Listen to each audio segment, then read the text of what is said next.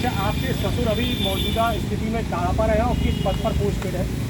जी देखिए, जो मेरे ससुर हैं, जो अभी तो मैं 4 महीने से उनके संपर्क में नहीं हूँ, पर लास्ट टाइम जितना मुझे पता था कि वो एसआई हैं मिर्ज़ापुर में, गजेंद्र शर्मा जी। अच्छा, उनके द्वारा आपके साथ क्या घटना घटित की गई या ये स्थिति कैसे बनी, थोड़ा संक्षेप में बताइए। देखिए, बहुत आम सी बात है कि घरों में जब 4 लोग रहते हैं तो छोटी-मोटी बातें होती हैं। ऐसा मैं कुछ नहीं बोलूँगी कि बहुत बड़ा कोई ऐसा विवाद था, लेकिन हाँ, ये साजिश थी, इसे मैं ज़रूर इसलिए कह सकती हूँ कि 1 मार्च में मुझे नोएडा भेज देना, बड़ा खुशी-खुशी माँ बाप की रजामंदी से मेरा जेवर ले लेना कि भाई लॉकर में डलाना है, वो भी मेरे भरोसे पे दे दिया। मुझे घर ना आने देना, लड़की को 26 अप्रैल में अपने पास बुला लेना, 5 महीने की बेदखली दिखा देना, 17 मई में कोर्ट में केस डाल देना, फिर घर में ना घुसने देना, किराए के मकान का रेंट भरना बंद कर देना। तो ये अपने आप में हर कोई समझ रहा है कि ये एकदम की हुई चीज़ें नहीं हैं। जी। जी राठी जी, मैं आपसे ये जानना चाहूँगा, ओलंपिक में जो आप ये कह रहे हो कि मैं एक पहलवान हूँ, तो आपने पहलवानी शादी से पहले छोड़ी थी या शादी के बाद छोड़ी? क्या कारण रहा जो आपने अपनी पहलवानी छोड़कर एक गृहस्थ जीवन ग्रहण किया? देखिए, हम आज भी भारत देश में रहते हैं।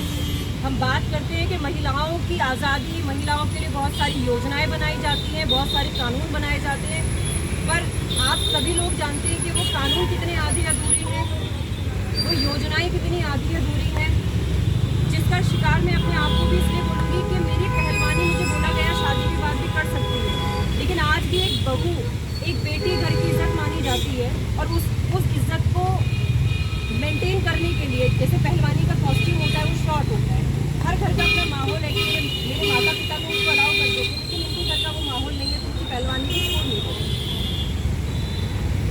अब ये मैं आपसे लास्ट क्वेश्चन ये पूछना चाहूँगा, आप भारत सरकार, यूपी सरकार और गाजियाबाद के पुलिस महकमे से क्या उम्मीद रखते हैं और क्या चाहते हैं कि आपके लिए क्या हो और क्या न्याय चाहते हैं? देखिए, जब मैं यहाँ अपने अनशन पर बैठी थी और जब ये घटना हुई, जिस तरीके से 17 तारीख की घटना से मुझे ससुर द्वारा, जो पुलिस में है, पुलिस विभाग में है, एक महिला को उठाने के लिए इतने पुलिसकर्मी सारा काम छोड़ के आ गए। आप समझिए, अपने आप में ना बड़ा एक गंभीर विषय है कि जहाँ पर एक बलात्कार हो जाता है, वहाँ पुलिस इतनी तेज़ी से नहीं पहुँचती जितना एक महिला को उसी के घर के रैंप से उठाने के लिए इतनी पुलिस पहुँच गई। तो मुझे बोला गया अधिकारियों के ऑर्डर है।